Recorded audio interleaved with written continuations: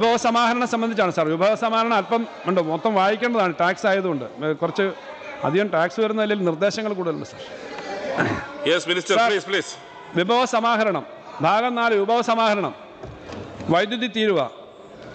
Sir, 1963 മുതൽ സ്വന്തമായി വൈദ്യുതി ഉൽപ്പാദിപ്പിച്ച് ഉപയോഗിക്കുന്ന ഉപഭോക്താക്കൾക്ക് യൂണിറ്റിന് 1.2 പൈസ ചുമത്തിയിരുന്നു. 63 നിശ്ചയിച്ചതാണ്. ആയതിനാൽ ഇത് യൂണിറ്റിന് 15 പൈസയായി വർദ്ധിപ്പിക്കുന്നു. ഇതിലൂടെ 24 കോടി രൂപയുടെ അധിക വരുമാനം പ്രതീക്ഷിക്കുന്നു. 1963 മുതൽ കേരള ഇലക്ട്രിസിറ്റി ഡ്യൂട്ടി ആക്ട് പ്രകാരം ലൈസൻസുകൾ വിൽക്കുന്ന ഓരോ യൂണിറ്റിനും നൽകേണ്ട ഡ്യൂട്ടി നിരക്ക് 6 പൈസ എന്നുള്ളത് 63 നിശ്ചയിച്ച 6 പൈസ എന്നുള്ളത് യൂണിറ്റിന് 10 പൈസയായിട്ട് കാലോചിതമായി വർദ്ധിപ്പിക്കുന്നു. കാലോചിതമായിട്ട് വർദ്ധിപ്പിക്കുന്നു. ഇതിലൂടെ 101.41 കോടി രൂപയുടെ വരുമാനം പ്രതീക്ഷിക്കുന്നു. സർ, ജുഡീഷ്യൽ കോടതി ഫീസ്. സർ, സംസ്ഥാനത്ത് കഴിഞ്ഞ 2 പതിറ്റാണ്ടായി ജുഡീഷ്യൽ കോർട്ട് ഫീസ് സ്റ്റാമ്പുകളുടെ നിരക്കുകൾ പരിഷ്കരിച്ചിട്ടില്ല. കഴിഞ്ഞ സാമ്പത്തിക വർഷത്തെ ബജറ്റ് പ്രസംഗത്തിൽ കോടതി ഫീസ് വർദ്ധിപ്പിക്കുന്നത് സംബന്ധിച്ച് പ്രഖ്യാപിച്ചിരുന്നെങ്കിലും അത് പ്രാബല്യത്തിൽ കൊണ്ടുവരാൻ സാധിച്ചിരുന്നില്ല. സർ, മുൻകാലങ്ങളിൽ കോടതി ഫീസ് പരിഷ്കരിച്ചിരുന്നത് ഇതിലേക്കായി സർക്കാർ രൂപീകരിക്കുന്ന കമ്മിറ്റിയുടെ ശുപാർശയിന്മേലായിരുന്നു. സംസ്ഥാനത്തെ കോടതി ഫീസ് പരിഷ്കരിക്കുന്നത് സംബന്ധിച്ച ശുപാർശകൾ സമർപ്പിക്കാനായി justice retired Shri VK Mohan അധ്യക്ഷനായി ഒരു 5 അംഗ കമ്മിറ്റി സർക്കാർ രൂപീകരിച്ചിട്ടുണ്ട്. പ്രസ്തുത കമ്മിറ്റി അതിൻ്റെ ഇടക്കാല റിപ്പോർട്ട് ഇതിനകം സർക്കാരിന് സമർപ്പിച്ചിട്ടുണ്ട്. ഈ റിപ്പോർട്ടിലെ ശുപാർശകൾക്ക് അനുസൃതമായി താഴെ പറയുന്ന വർധനവുകൾ വരുത്തുന്നു. സർ, ഇന്ത്യയിലെ പല സംസ്ഥാനങ്ങളും 1881 നെഗോഷ്യബിൾ ഇൻസ്ട്രുമെൻ്റ് ആക്ട് 138 വകുപ്പിൻ്റെ കീഴിൽ ഫയൽ ചെയ്യുന്ന കേസുകളിൽ പ്രത്യേക കോടതി ഫീസ് ഈടാക്കി വരുന്നുണ്ട്. സംസ്ഥാനത്ത് ഇപ്പോഴും 10 രൂപയായിട്ടാണ് ഇത് തുടരുന്നത്. ആയത് പരിശോധിച്ച് കമ്മിറ്റി നിരസിക്കപ്പെടുന്ന ചെക്കിൻ്റെ തുക 10,000 രൂപ വരെയുള്ള സംഗതികളിൽ 250 രൂപയായും 10,000 രൂപയിൽ അധികരിക്കുന്ന സംഗതിയിൽ 3 ലക്ഷം രൂപയിൽ കവിയരുതെന്ന നിബന്ധനയ്ക്ക് വിധേയമായി ചെക്ക് തുകയുടെ 5% തുകയും കോടതി ഫീസായിട്ട് ഉയർത്തുന്നു. ഈ ആക്ടിന് കീഴിൽ അപ്പീൽ ഫയൽ ചെയ്യുന്ന സംഗതികളിൽ കുറ്റാരോപിതൻ സെഷൻസ് കോടതിയിൽ ഫയൽ ചെയ്യുന്ന അപ്പീലിന് 1000 രൂപയും പരാതിക്കാരൻ ബഹു ഹൈക്കോടതിയിൽ ഫയൽ ചെയ്യുന്ന അപ്പീലിൽ വിചാരണ കോടതിയിൽ ഒടുക്കിയ കോടതി ഫീസിൻ്റെ പകുതിക്ക് തുല്യമായ തുകയും കോടതി ഫീസായി ഉയർത്തുന്നു. അതുപോലെ ഹൈക്കോടതി മുമ്പാകെ പരാതിക്കാരൻ ഫയൽ ചെയ്യുന്ന റിവിഷൻ പെറ്റീഷനിൽ ചെക്ക് തുകയുടെ 10 നിന്നും ശിക്ഷാവിധിക്കെതിരെ കുറ്റാരോപിതൻ ഫയൽ ചെയ്യുന്ന റിവിഷൻ പെറ്റീഷൻ 1500 രൂപയും കോടതി ഫീസായി ഉയർത്തുന്നു. സമാനമായി 1984 ഫാമിലി കോർട്ട് ആക്ടിൻ്റെ കീഴിൽ സംസ്ഥാനത്തെ കുടുംബ കോടതികളിൽ 7(1)(c) വകുപ്പ് പ്രകാരമുള്ള വസ്തു സംബന്ധമായ കേസുകൾ ഫയൽ ചെയ്യുന്നതിന് നിലവിൽ 50 രൂപയാണ് ഫീസ് ചുമത്തി വരുന്നത്. ആയതും പരിഷ്കരിക്കുവാൻ കമ്മിറ്റി ശുപാർശ ചെയ്തിട്ടുണ്ട്. തർക്കസംഗതിയിലെ 1 ലക്ഷം രൂപ തുക 1 ലക്ഷം കവിയാത്തിടത്ത് 200 രൂപയും 1 ലക്ഷം രൂപ മുതൽ 5 ലക്ഷം രൂപ വരെയുള്ള സംഗതിയിൽ അവകാശപ്പെടുന്ന തുകയുടെ 0.5%, 5 ലക്ഷം രൂപയിൽ അധികരിക്കുന്ന സംഗതിയിൽ പരമാവധി 2 ലക്ഷം രൂപ എന്ന വ്യവസ്ഥയ്ക്ക് വിധേയമായി അവകാശപ്പെടുന്ന തുകയുടെ 1% കോടതി ഫീസ് ചുമത്തും. ഈ കേസുകളിന്മേൽ ബഹു ഹൈക്കോടതി മുമ്പാകെ ഫയൽ ചെയ്യപ്പെടുന്ന അപ്പീലുകളിന്മേലും ഇതേ ഫീസാകും ഉണ്ടാവുക. സർ, മുൻ ഹൈക്കോടതി ജഡ്ജി ചെയർമാനായ കമ്മിറ്റിയുടെ ശുപാർശകൾ സ്വീകരിച്ചുകൊണ്ട് സംസ്ഥാനത്തെ court fees and suit valuation ആക്ടിൽ ഉചിതമായ ഭേദഗതികൾ കൊണ്ടുവരും. ഇതുവഴി സർക്കാർ 50 കോടി രൂപയുടെ വരുമാനമാണ് പ്രതീക്ഷിക്കുന്നത്. കമ്മിറ്റി അതിൻ്റെ അന്തിമ റിപ്പോർട്ടിൽ ശുപാർശ അതിനനുസരിച്ചുള്ള മറ്റു മേഖലകളിലും കോടതി ഫീസ് പരിഷ്കരിക്കുന്നതിനുള്ള നടപടികൾ കൈക്കൊള്ളുന്നതാണ്. മോട്ടോർ വാഹന വകുപ്പ്. സർ, സംസ്ഥാനത്ത് രജിസ്റ്റർ വരുന്ന ഓൾ ഇന്ത്യ ടൂറിസ്റ്റ് ബസ്സുകളുടെ എണ്ണം വളരെ കുറവാണ്. കേരളത്തിൽ രജിസ്റ്റർ ചെയ്യേണ്ടതായി ഇത്തരം വാഹനങ്ങൾ താരതമ്യേന നികുതി തുലവും കുറവുള്ള നാഗാലാൻഡ്, അരുണാചൽ പ്രദേശ് തുടങ്ങിയ സംസ്ഥാനങ്ങളിൽ രജിസ്റ്റർ ചെയ്ത് കേന്ദ്ര സർക്കാരിൻ്റെ പുതിയ ടൂറിസ്റ്റ് പെർമിറ്റ് ചട്ടങ്ങളുടെ പിൻബലത്തിൽ സംസ്ഥാനത്ത് സ്ഥിരമായി സർവീസ് നടത്തി വരുന്നത് സംസ്ഥാനത്തിന് നികുതി നഷ്ടത്തോടൊപ്പം രജിസ്ട്രേഷൻ ഫീസിനത്തിലും ഫിറ്റ്നസ് ടെസ്റ്റ് ഇനത്തിലും നഷ്ടം സംഭവിച്ചുകൊണ്ടിരിക്കുകയാണ്. ആയതിനാൽ ഇത്തരം വാഹനങ്ങളുടെ രജിസ്ട്രേഷൻ കേരളത്തിൽ തന്നെ നടത്തുന്നതിനായി ടൂറിസ്റ്റ് ബസ്സുകളുടെ നികുതി താഴെ പറയുന്ന പ്രകാരം കുറയ്ക്കുവാൻ തീരുമാനിച്ചു. All India tourist bus ordinary seat നിലവിലെ ത്രൈമാസ നിരക്ക് 2250 പെർ സീറ്റ്, നിർദ്ദേശിക്കുന്ന ത്രൈമാസ നിരക്ക് 1500 per seat. All India tourist bus push back seat നിലവിൽ 3000 പെർ സീറ്റാണ്, 2000 ആയിട്ട് കുറയ്ക്കണം. All India tourist bus sleeper berth 4000 per berth, അത് 3000 ബെർത്തായിട്ട് കുറയും.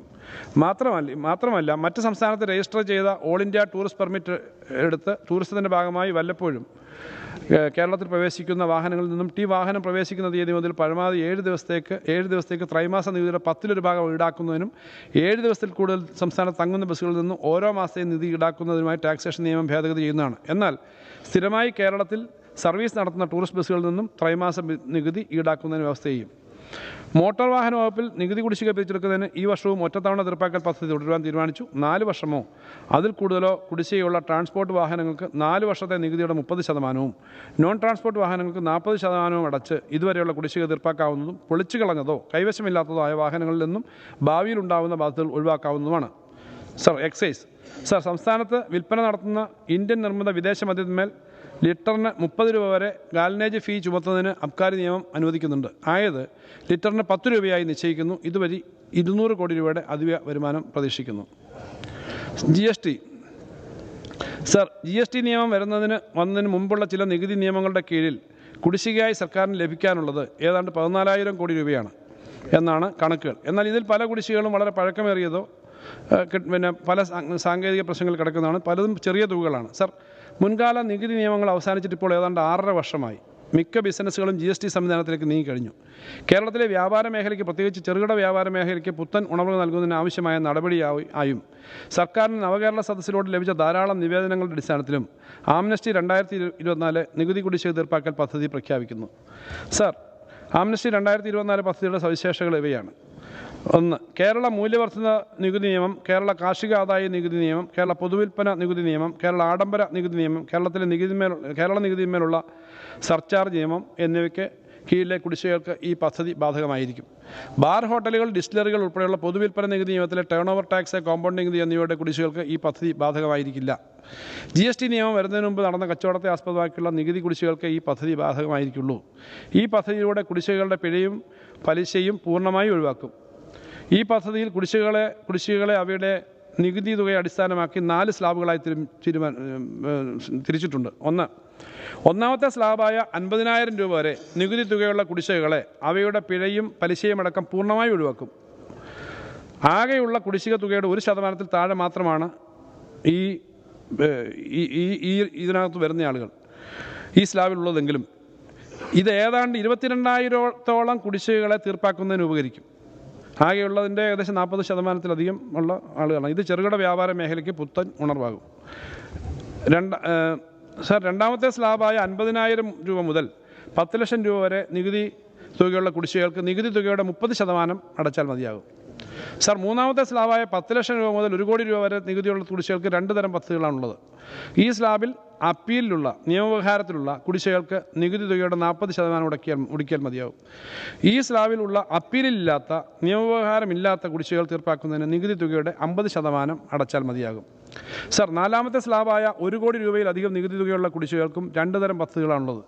ഈ സ്ലാബിൽ അപ്പീലിലുള്ള നിയമവ്യവഹാരത്തിലുള്ള കുടിശ്ശികൾക്ക് നികുതി തുകയുടെ 70% ഒടുക്കിയാൽ മതിയാകും. ഈ സ്ലാബിൽ ഉള്ള അപ്പീലില്ലാത്ത നിയമവ്യവഹാരമില്ലാത്ത കുടിശ്ശികകൾ തീർക്കുന്നതിന് നികുതി തുകയുടെ 80% അടച്ചാൽ മതിയാകും. സർ, ആംനസ്റ്റി 2024 പദ്ധതിയിൽ നിർദ്ദിഷ്ട തീയതിക്ക് മുമ്പ് ചേരുന്നവർക്കാണ് മേൽപ്പറഞ്ഞ നിരക്കുകൾ. എന്നാൽ ഈ പദ്ധതിയിൽ ചേരാൻ വൈകിയാൽ പദ്ധതി പ്രകാരം ലഭിക്കുന്ന ആനുകൂല്യം കുറയും.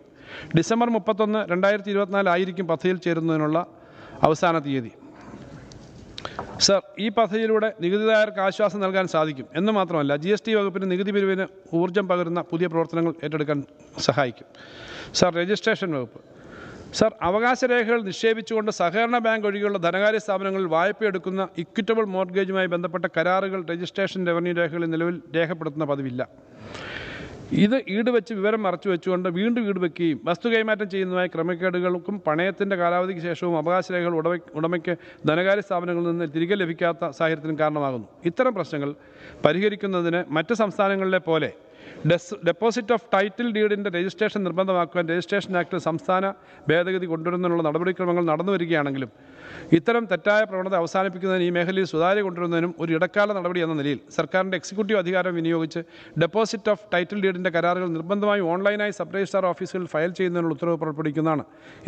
ഇപ്രകാരമുള്ള ഫയലിങ്ങിന് വായ്പാ തുകയുടെ 0.1% നിരക്കിൽ പരമാവധി 10,000 രൂപ ധനകാര്യ സ്ഥാപനങ്ങളിൽ നിന്നും ഫയലിംഗ് ഇനത്തിൽ ഈടാക്കുന്നതാണ്. ഇതിലൂടെ പ്രതിവർഷം 50 കോടി രൂപയുടെ വരുമാനം പ്രതീക്ഷിക്കുന്നു.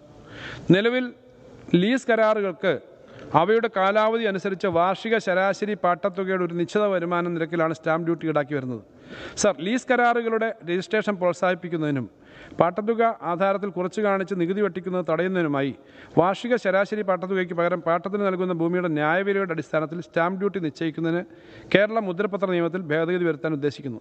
കെട്ടിടം മാത്രം കൈമാറ്റം ചെയ്യുന്ന ലീസ് കരാറുകൾക്ക് കെട്ടിടം സ്ഥിതി ചെയ്യുന്ന ഭൂമിയുടെ ന്യായവിലയോ ആകെ വാടക തുകയോ ഏതാണോ കൂടുതൽ അത് സ്റ്റാമ്പ് ഡ്യൂട്ടി കണക്കാക്കുന്നതിനുള്ള അടിസ്ഥാനമായി സ്വീകരിക്കുന്നതാണ്. ഇതിനോടൊപ്പം ലീസ് കരാറുകൾക്ക് നിലവിലുള്ള സ്റ്റാമ്പ് ഡ്യൂട്ടി സ്ലാബുകളും പരിഷ്കരിക്കുന്നതാണ്. ഇതിലൂടെ പ്രതിവർഷം ഏകദേശം 40 കോടി രൂപയുടെ അധിക വരുമാനം പ്രതീക്ഷിക്കുന്നു. സർ, ഒരു പാർട്ട്ണർഷിപ്പ് ഫേമിലെ വസ്തുവകകൾ മുഴുവൻ നിലവിലെ പാർട്ട്ണർമാർ പുതിയ പാർട്ട്ണർക്ക് കൈമാറിയ ശേഷം ഫേമിൽ നിന്ന് റിട്ടയർ ചെയ്യുന്നതിലൂടെ വിലയാധാരം ഒഴിവാക്കി വസ്തു കൈമാറ്റം നടക്കുന്ന സാഹചര്യം ശ്രദ്ധയിൽപ്പെട്ടിട്ടുണ്ട്.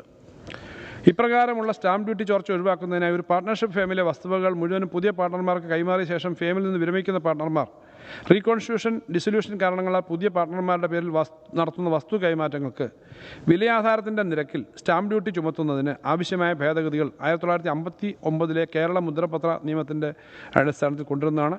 ഇതിലൂടെ പ്രതിവർഷം ഏകദേശം 2 കോടി രൂപയുടെ അധിക വരുമാനം പ്രതീക്ഷിക്കുന്നു.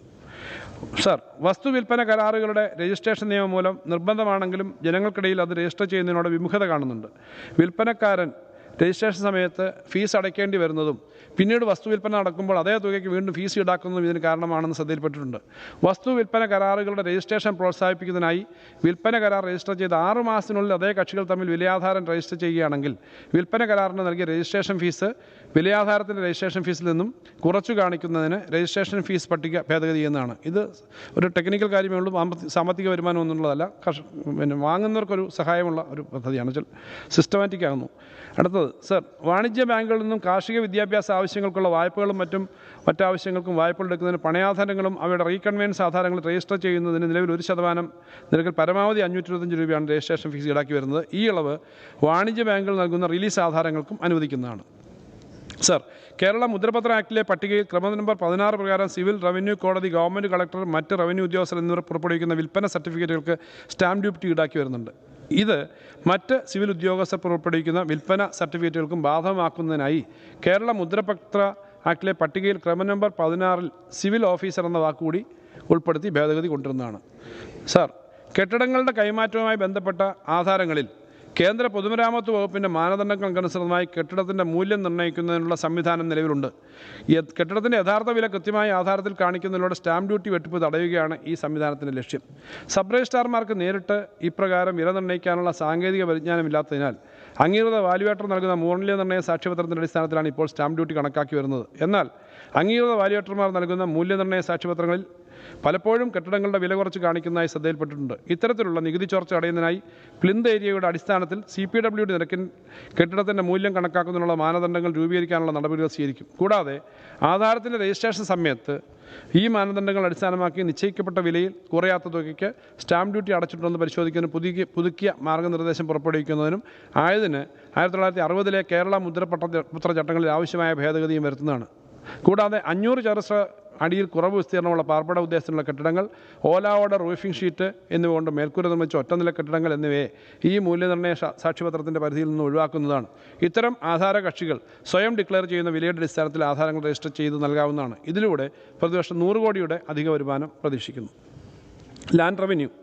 സർ, ബാങ്കുകൾ ഭൂമി പണയപ്പെടുത്തി വായ്പകൾ നൽകുന്നുണ്ട്. ഇത്തരം ഭൂമി പണയപ്പെടുത്തലുകൾക്ക് ബാങ്കുകൾക്ക് പരിശോധനയ്ക്ക് ലഭ്യമാകത്തക്ക വിധത്തിൽ റവന്യൂ രേഖകൾ ഉൾപ്പെടുത്തുന്നതിന് ഇടപാടുകളിൽ സുതാര്യത ഉറപ്പാക്കുന്നതാണ്. മോർട്ട്ഗേജ് ഇലക്ട്രോണിക്കായി റെക്കോർഡ് ചെയ്യുന്നതിനായി റവന്യൂ വകുപ്പിൻ്റെ റിലീസ് പോർട്ടലിൽ ആവശ്യമായ ക്രമീകരണങ്ങൾ ഏർപ്പെടുത്തുന്നതാണ്. ഇത്തരത്തിൽ മോർട്ട്ഗേജ് രേഖപ്പെടുത്തുന്നതിന് പരമാവധി 1000 രൂപയും രേഖപ്പെടുത്തൽ ഒഴിവാക്കുന്നതിനായി 300 രൂപയും ഫീസായി ബന്ധപ്പെട്ട ബാങ്കുകളിൽ നിന്നും ഈടാക്കുന്നതാണ്. ഇതിലൂടെ പ്രതിവർഷം 200 കോടി രൂപ അധിക വരുമാനം പ്രതീക്ഷിക്കുന്നു. സർ, സ്വാതന്ത്ര്യത്തിന് മുമ്പ് വിദേശ പൗരന്മാർക്കും കമ്പനികൾക്കും സർക്കാർ ഭൂമി പാട്ടമായും ഗ്രാൻഡായും വ്യവസ്ഥകളോടെ നൽകിയിരുന്നു. സ്വാതന്ത്ര്യാനന്തരം ഭൂമികൾക്ക് നാളത് കൈവശക്കാരിൽ നിന്നും സർക്കാർ നിയമനാനുസൃതം പാട്ടം നിശ്ചയിച്ച് പാട്ടത്തുക പിരിച്ചെടുക്കേണ്ടതുണ്ട്. കേരളത്തിൽ ഈ ഇനത്തിൽ 1,312 ഹെക്ടർ ഉള്ളതാക്കി കണക്കാക്കിയിട്ടുണ്ട്. ചില കേസുകളിൽ സർക്കാരിൻ്റെ ഉടമസ്ഥാവകാശം സ്ഥാപിക്കുന്നതിനുള്ള നിയമ നടപടികൾ നടന്നു വരുന്നതാണ്. ഇതുമായി ബന്ധപ്പെട്ട കോടതി വ്യവഹാരങ്ങളിൽ സർക്കാർ താൽപ്പര്യം സംരക്ഷിക്കുന്നതിനായി സത്വര നടപടികൾ സ്വീകരിച്ച് സർക്കാരിന് ലഭിക്കേണ്ട പാട്ടത്തുക പിരിച്ചെടുക്കുന്നതാണ്. സർ, നിലവിൽ ഫ്ളാറ്റുകളിൽ താമസിക്കുന്നവർക്ക് ഫ്ളാറ്റുകൾ സ്ഥിതി ചെയ്യുന്ന ഭൂമിയിലെ വിഭജിക്കപ്പെടാത്ത അവകാശത്തിന് വ്യക്തിഗതമായി ഭൂനികുതി ഒടുക്കി നൽകണമെന്ന ആവശ്യം ഉന്നയിച്ചു വരുന്നു. സംസ്ഥാനത്തെ ഫ്ളാറ്റുകൾ നിൽക്കുന്ന ഭൂമിയിലെ വിഭജിക്കപ്പെടാത്ത അവകാശത്തിന് അവകാശത്തിന് ഉടമസ്ഥതയുടെ അടിസ്ഥാനത്തിൽ വ്യക്തിഗതമായി ഭൂനികുതിയിൽ ഏർപ്പെടുത്തുന്നതാണ്.